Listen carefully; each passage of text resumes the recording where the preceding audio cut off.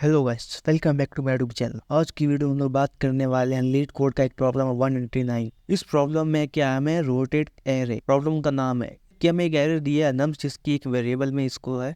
इसमें हमें रोटेट करना है एरे को राइट बाई के स्टेप, यानी कि एक के स्टेप हमें के की वैल्यू देगा, जिसको हमें उतने स्टेप में इसको क्या करना है, रोटेट करना है। जैसे कि देख सकते हैं यहाँ पे के इक्वल 3, यानी कि हमें 3 स्टेप में इस चीज़ को रोटेट करना है।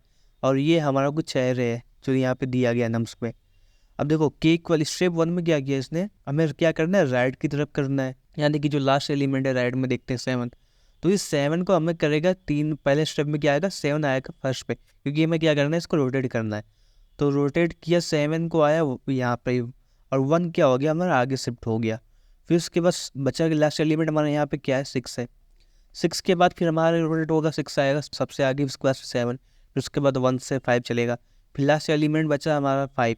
अब 5 पहले आया, फिर 6 7, फिर जो भी आया 1 से 4। तो मतलब 3 स्टेप में हमारा ये यहाँ पे आया। अब फिर इसके बाद अगर एग्जाम्पल सेकंड देखें तो यहाँ पे एक नम्स हमारा है जो कि एक इसका एलिमेंट दिया है, और हमें मतलब कि के इक्वल टू, यानी कि 2 स्टेप हमें इसको रोटेट करना है। जब देखो लास्ट एलिमेंट क्या है, 99। आगे इस स्टेप 1 में देखा तो 99 पहले आया, उसके बाद बाकी जितने भी एलिमेंट है उसको वहाँ रख दो। फिर लास्ट एलिमेंट बचा हमारा 3।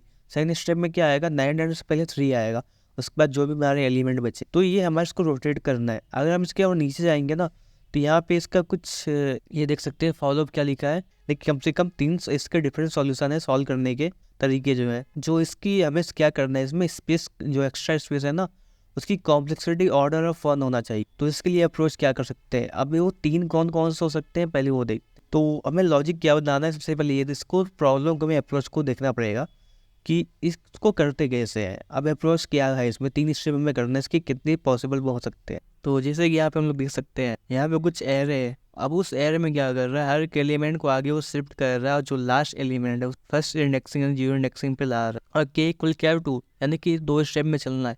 तो स्टेप 1 में जब ये किया, हर एलिमेंट को आगे शिफ्ट किया और लास्ट एलिमेंट को फर्स्ट पे ला दिया, तो ये हमारा 10 यहाँ पे आ गया। और उसके फिर जो लास्ट एलिमेंट फिर क्या बचा, 9। अब ऐसे ही करके वो हर एलिमेंट को आगे शिफ्ट कर लास्ट एलिमेंट को फिर उस इंडेक्सिंग पे ला दिया।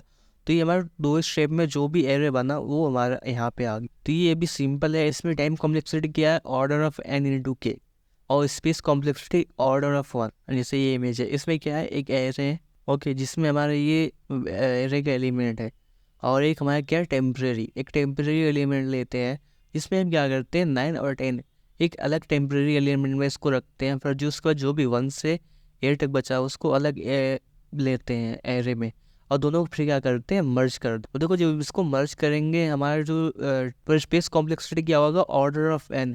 यानी जबकि हमें प्रॉब्लम में बोला गया है कि स्पेस कॉम्प्लेक्सिटी हमारा ऑर्डर ऑफ 1 होना चाहिए, तो ये इस चीज़ को कर सकते हैं, पर हमारा स्पेस कॉम्प्लेक्सिटी सही नहीं है, जो कि प्रॉब्लम के हिसाब से तो सही नहीं है। तो ये अप्रोच कर सकते हैं, पर प्रॉब्लम के हिसाब से सही नहीं। तो देखते हैं थर्ड सॉल्यूशन।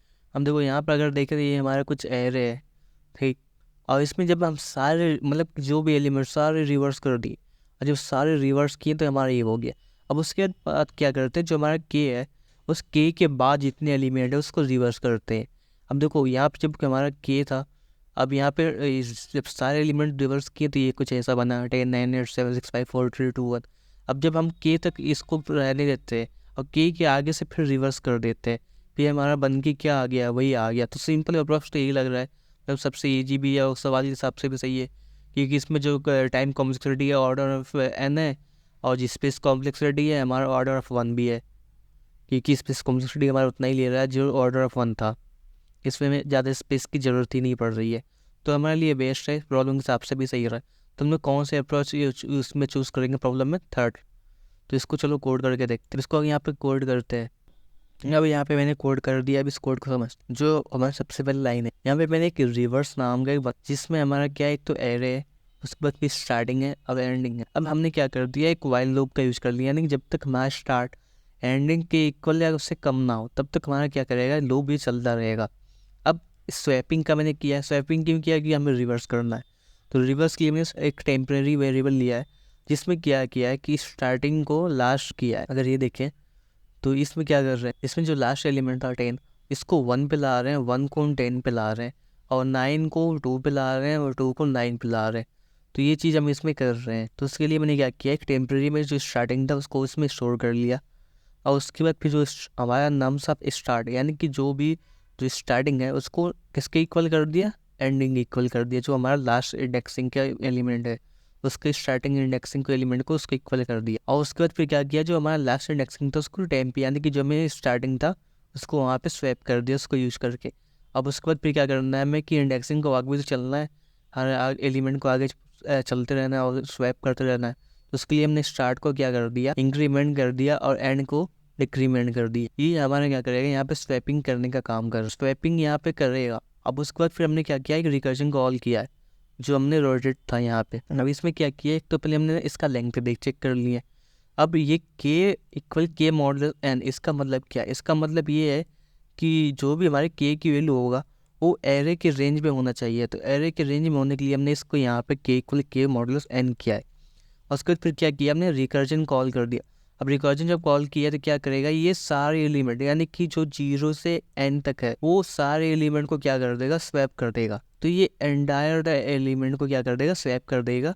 और जो ये वाले स्टेप है रिवर्स नम्स फिर 0 k-1, अभी k-1 तक का मतलब क्या है कि 9 और 10 यहाँ तक का बस रहने देगा स्वैप करने के लिए। इसके बाद फिर क्या करेगा, जो भी k के आगे का है और k के आगे का n-1 तक उसको क्या कर देगा, वो स्वैप कर देगा।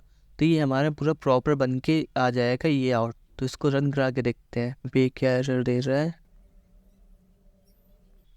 अब इसको सबमिट कर दूँ, वहाँ पे एक्स्ट्रा आ गया था। देख सकते हैं हमारे यहाँ पे जो रन टाइम है 0 मिलीसेकंड है और फास्टर 100% है। ये मेमोरी यूजेज जो है 57.6 MB है। तो यहाँ पे हमारा रन हो चुका है। अगर हमें प्रॉब्लम को सॉल्व करना है तो हमें सबसे पहले उस प्रॉब्लम के अप्रोच को समझना चाहिए कि इसमें अप्रोच क्या कर सकते हैं, सबसे बेस्ट कौन सा है सवाल के हिसाब से हमें उसके हिसाब से लॉजिक बनाना होगा। तो बस आज के लिए इतना ही, मिलता है अगली वीडियो में। Thanks for watching.